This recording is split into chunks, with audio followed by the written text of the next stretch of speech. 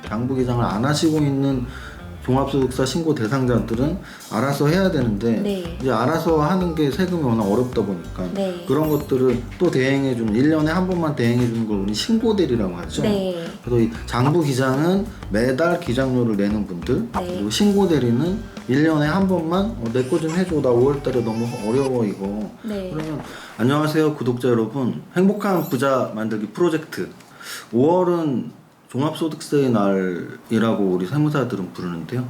여러분들의 종합소득세를 많이 줄여주실 조언을 해주실 세무사님 모시고 촬영하겠습니다. 안녕하세요. 안녕하세요. 사실 유튜브도 봤는데 말씀도 너무 잘하시고, 그래서 오늘 우리 구독자 여러분에게 좀 절세 비법을 말씀드리려고 제가 특별히 오셨는데 간단하게 자기소개 한번 부탁드립니다. 안녕하세요. 저는 이하나 세무사라고 합니다. 현재는 유튜브 채널 이제 세속TV라는 걸 운영하고 있고, 세무사 합격한 지는 한 11년 정도 됐고.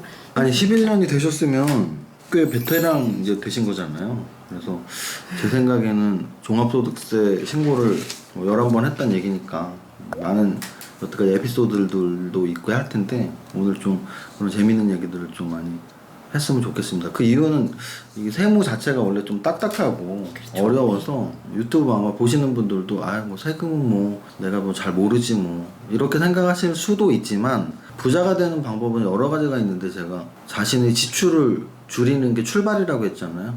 우리의 지출 중에 가장 큰 부분이 세금이고요. 세금은 알면 알수록 더 줄일 수가 있습니다. 그래서 오늘 한번 시작해 보겠습니다. 세속TV부터 다시 한번 질문하고 싶은데, 세금을 쏙쏙 줄인다는 건가요? 뭐 왜 세속TV죠? 이 세금이 일반인들한테 좀 어려운 개념으로 네. 다가오다 보니까 알기 쉽게 알기 쉽게 머리에 네. 쏙쏙 머리에 쏙쏙 알기 쉽게 설명해서 쏙쏙 세금을 줄일 수 있다. 거기 구독하면은 진짜 세금 박사가 될 수 있나요? 세무사님처럼? 아무래도 저도 그 정보성으로 올렸다 네. 보니까 여기서 되게 안타까운 사례들이나 네. 그리고 또 실제로 좀 놓치고 가는 네. 그런 부분들에 대해서 많이 올려놔서 보시는 분들은 많이 도움 되실 거라고 생각이 들어요.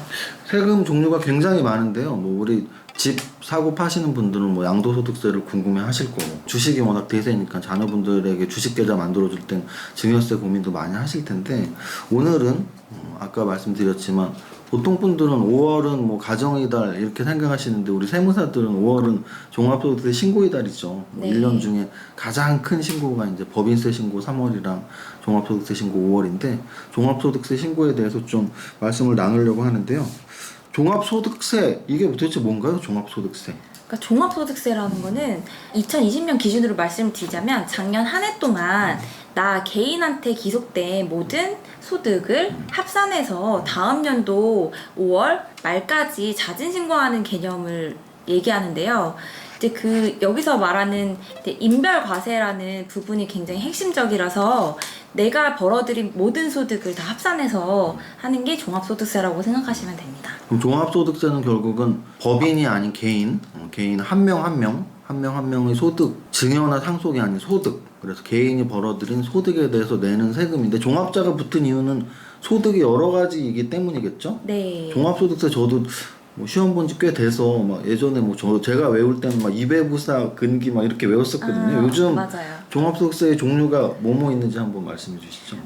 말씀하신 대로 네. 이자, 배당, 부동산 임대, 부동산 사업소득, 그리고 뭐 기타 소득, 근로소득. 네. 그게 이제 종합소득이죠. 네. 그 다양한 소득. 그 중에서 근로소득만 있는 분들은 네. 사실 종합소득세 신고를 해본 기억이 한 번도 없으실 수도 있죠. 그렇죠. 왜냐하면 네. 근로소득만 있는 분들은 회사에서 연말정산으로 끝나니까. 맞아요. 그런데 그러면 근로소득만 있는 분을 제외한 근로소득 이외의 소득 있는 분들은 무조건 하는 건가요? 꼭 그런 건 아니고요. 세무사님이 네. 말씀하신 것처럼 작년 한 해 동안 내가 실제로 벌어들인 소득 기준인데, 그 소득이 전부 다 합산되는 건 아니고 그 중에서도 분리과세되는 소득도 있고 이제 분류과세되는 소득도 벌써 있어요. 어렵다. 분류 벌써 어렵다.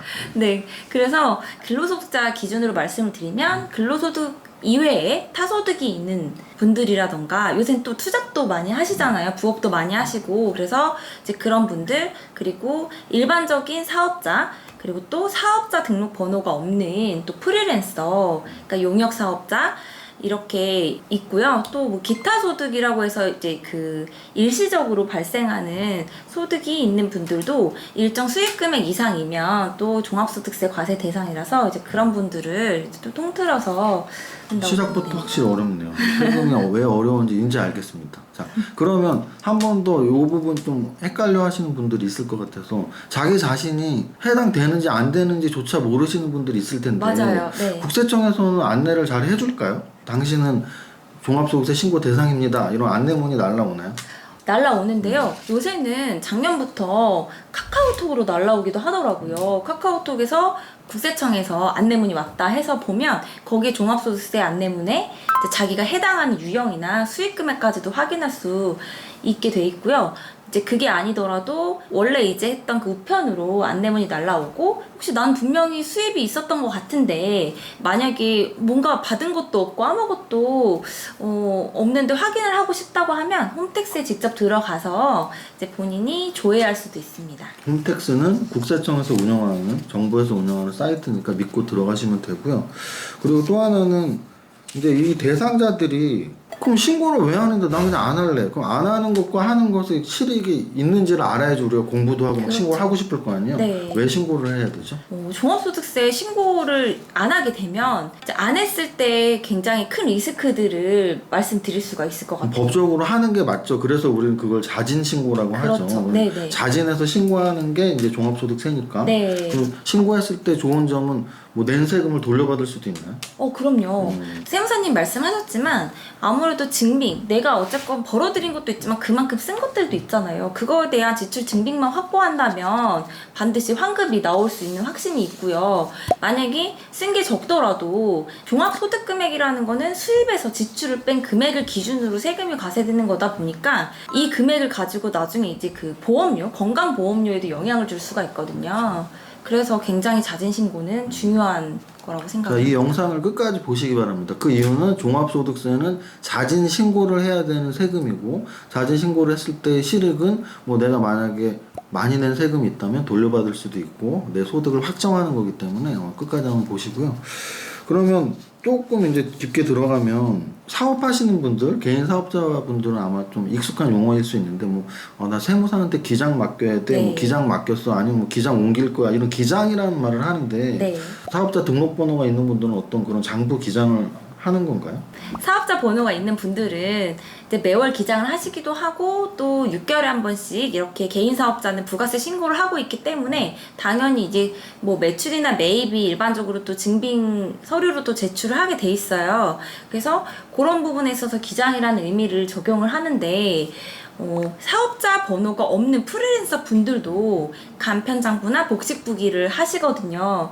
그래서 그런 분들이 쓰는 이제 개인적인 지출 내역이라던가 이런 부분도 통틀어서 하는 개념이다 보니까 꼭 사업자 번호가 그 있고 없고를 여부를 떠나서 장부 기장은 다 하실 수 있다고 보시면 될 것 같습니다. 그리고 또 하나는 이 부분에서 좀 많이 헷갈려 하시는 것들이 뭐가 있냐면 평소에 이제 장부기장료를 내고 뭐 월 10만 원, 15만 원 내고 하시는 분들은 5월달 종합소득세 신고일 달 때도 대행하고 있는 세무사님이 다 알아서 해주시잖아요. 네네. 근데 이제 그거를 안 하시고 있는 장부기장을 안 하시고 있는 종합소득세 신고 대상자들은 알아서 해야 되는데 네. 이제 알아서 하는 게 세금이 워낙 어렵다 보니까 네. 그런 것들을 또 대행해주는 1년에 한 번만 대행해주는 걸 우리 신고대리라고 하죠. 네. 그래서 이 장부기장은 매달 기장료를 내는 분들 네. 그리고 신고대리는 1년에 한 번만 내 거 좀 해줘 나 5월달에 너무 어려워 이거 네. 그러면 신고대리를 이렇게 좀 하는 분들 신청하는 분들은 어떤 분들이 대상자인가요? 신고대리 대상자?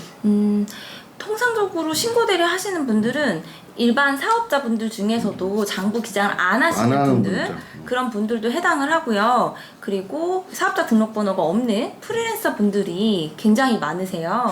그래서 그 아까도 프리랜서 말씀하셨는데 네. 직업으로, 그러니까 왜냐면 내가 프리랜서인지 아닌지도 모를 수 있으니까 우리가 네. 통상적으로 프리랜서 분들이 어떤 분들이죠? 프리랜서 개념이 세법적으로 봤을 때는 이제 계속적, 반복적 용역을 그 제공하는 이제 사업자의 개념을 뜻하는데 회사에 소속된 건 아니고 회사에 소속됐다면 근로소득을 받겠죠? 네. 그래서 뭐 프로젝트 형식으로 일정 기간 동안 용역을 제공한다거나 그리고 또 일반적으로 근로소득자가 아닌 자들을 이야기를 한다고 보시면 되는데요.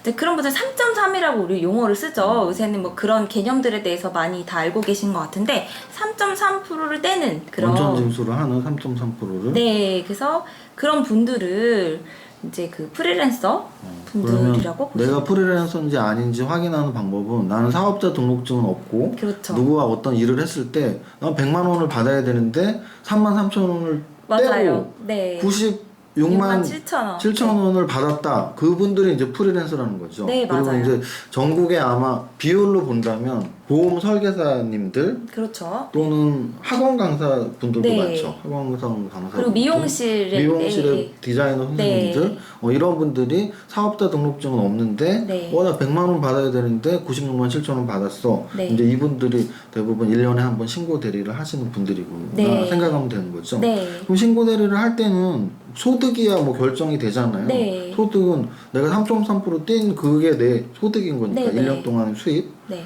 그러면은 경비는 사업자가 아니니까 내가 막 평소에 안 모아놨을 수도 있는데 네. 이게 경비 입증이 되게 어려울 텐데 그건 어떤 식으로 계산을 하고 뭐 신청을 하는 건가요? 이제 그래서 경비 입증을 하려고 이제 하는 경우 중에 1년 동안 경비 입증에 대한 준비는 안 해놓으신 분들이 대부분 많으시긴 대부분 한데요. 아니었죠. 그래도 이제 그 국세청에서 제공해주는 것 중에 이제 1년 동안 내가 신용카드 사용 내역이라던가 이런 부분들 일반 근로소득자랑 마찬가지로 그 부분을 이제 합계 내역을 확인할 수 있고 그 합계 내역을 보고 세부적으로 또 카드사에 요청을 하면 내가 1년간 쓴 이제 지출 경비 카드 내역 그리고 또 뭐 통신비라던가 그런 그 건강보험료 납입 내역 그래서 이런 부분들을 다 확보를 할 수가 있기 때문에 장부를 이제 세세하게 그동안 안 하셨다 하더라도 충분히 이런 증빙들을 이제 모으시면 장부를 간편하게 작성하실 수 있습니다.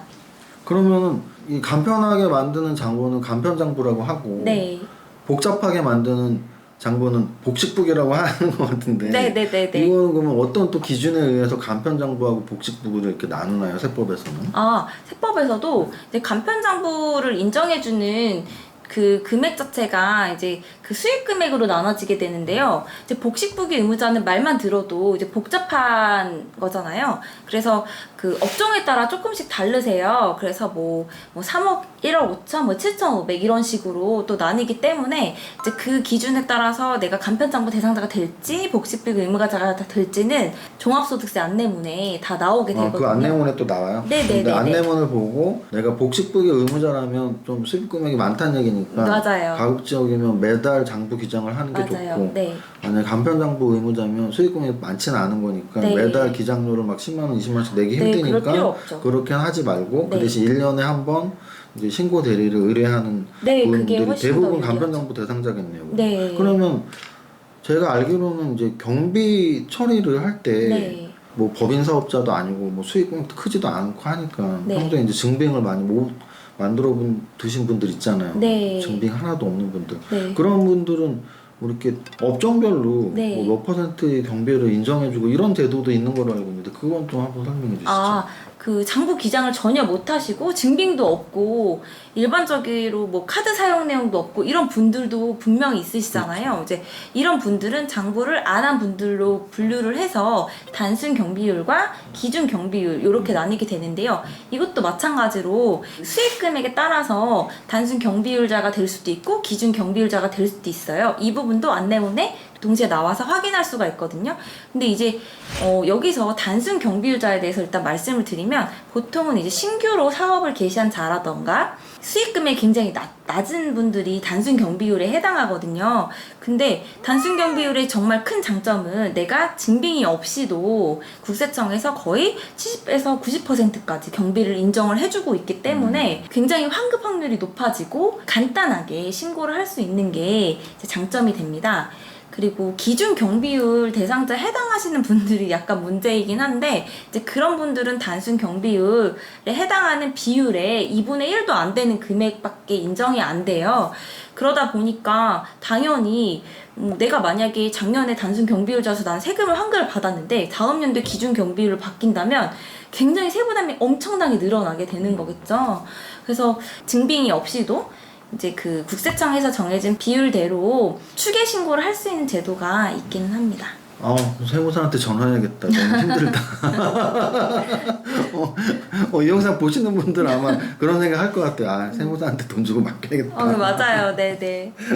사실 세무사가 있는 이유이기도 하죠. 그래서 사실 지금 너무 어려운 용어를 쉽게 설명해 주신 건데, 뭐 단순 경비율, 기준 경비율, 그리고 간편장부, 복식부기 의무자 이런 건 법적 용어라서 뭐 용어 자체를 저희가 바꿀 수는 없잖아요. 그래서 굉장히 어려운 용어기 때문에 아마 영상 보시는 분들이 너무 어렵다 할 수 있지만 그래도 이렇게 익숙해지면 뭐 내가 사업을 하던 또는 아까 말씀하신 것처럼 사업자 등록 없는 프리랜서든 1년에 한 번 종합소득세를 많게는 진짜 몇백만 원 내시는 분들도 있는데 맞아요. 이걸 좀 정확히 아신다면 내가 내는 세금을 줄일 수도 있고 또는 이미 냈던 세금을 환급받으실 수도 있으니까 어려운 용어는 공부라고 생각하시면 될 것 같아요.